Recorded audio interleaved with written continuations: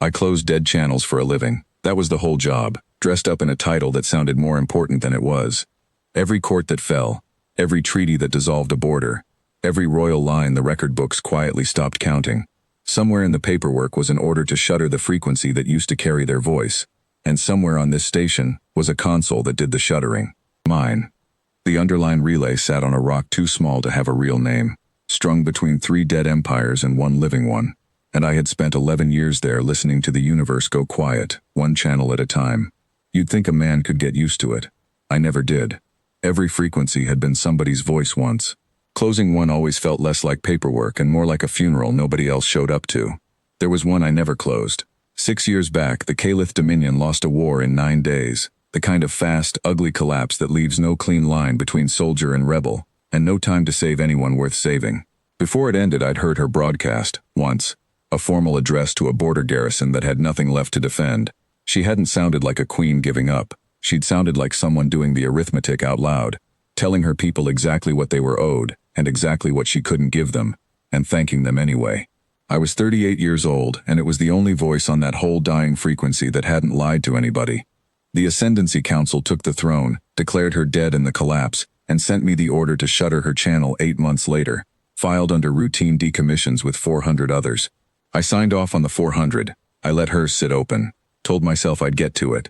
6 years is a long time to keep telling yourself that. I didn't tell anyone. There was nothing to tell.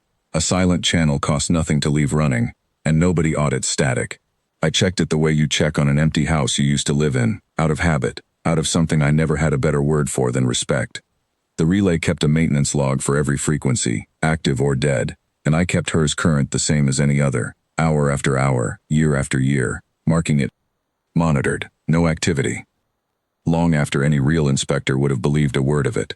I ran a diagnostic sweep on it every month, whether it needed one or not, the way some men keep a grave clear of weeds nobody else visits. My supervisor asked about it exactly once, the 2nd year, and I told her the old hardware was finicky and I didn't trust it to stay properly decommissioned if I didn't baby it along. She believed me, because there was no reason not to. Most days, I believed it myself. Then, on an ordinary Tuesday with nothing else scheduled, it wasn't static anymore. 3 notes, evenly spaced, on a frequency that had carried nothing but silence for 6 years. I nearly logged it as a hardware fault. I didn't. I answered instead with 3 notes of my own, and waited 2 days for a reply I told myself wouldn't come. It came in 7 words, badly compressed, routed through relays that shouldn't have still existed. Is this frequency still being watched? I typed back the truth. Only by me. What followed wasn't a rescue and it wasn't a romance, not at first. It was 2 careful people learning to trust a channel neither of them could afford to trust. She never told me where she was broadcasting from, and I never asked twice. I passed her weather patterns, decommission schedules, which border stations had been quietly abandoned by the council and left unmonitored. She never once asked me to lie for her. She asked me to keep listening, which felt like a smaller thing until I understood it wasn't. Some weeks it was nothing but 3 notes and a wait, proof that both of us were still where we'd left each other. Other times she'd send me a longer burst, heavily compressed, and I'd spend a night pulling it apart line by line to find she'd sent me nothing urgent at all. A description of a sky she couldn't name the location of.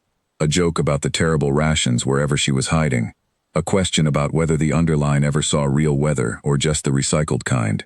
I answered every one of them honestly. It cost me nothing to be honest with a woman the whole galaxy had already decided didn't exist. I started sleeping at the console more nights than not. I told myself it was efficiency.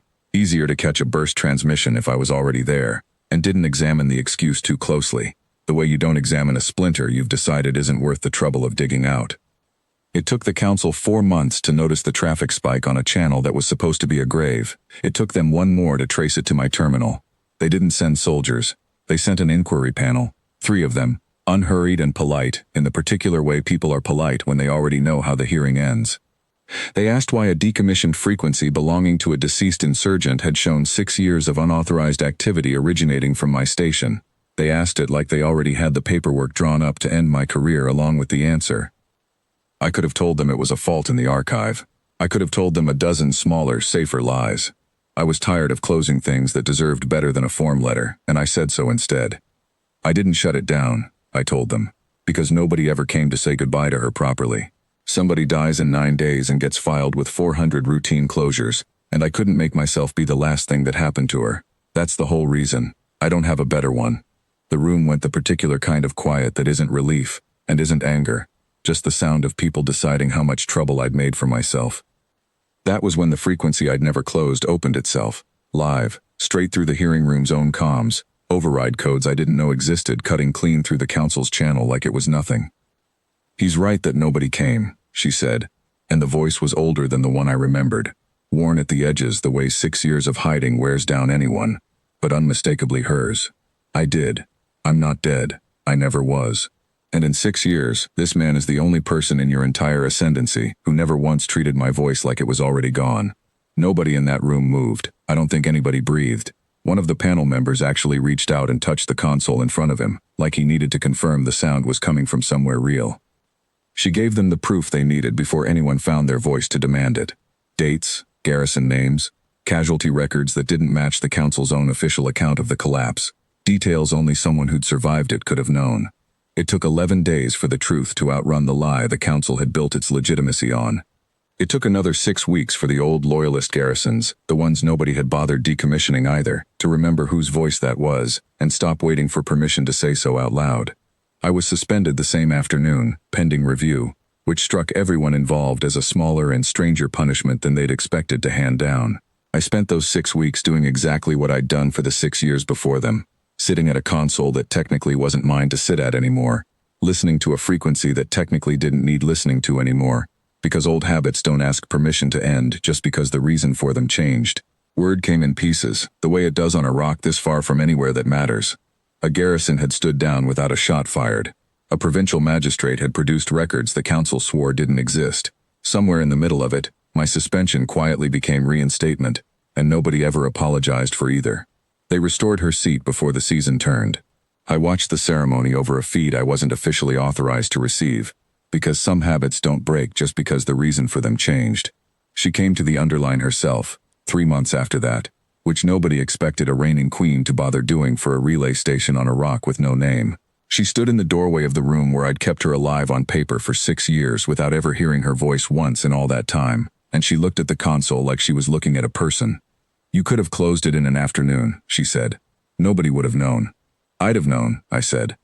She didn't say anything grand back. She didn't have to. She crossed the room, put her hand flat on the console beside mine, over the frequency that still, after everything, had never once been formally closed, and left it there.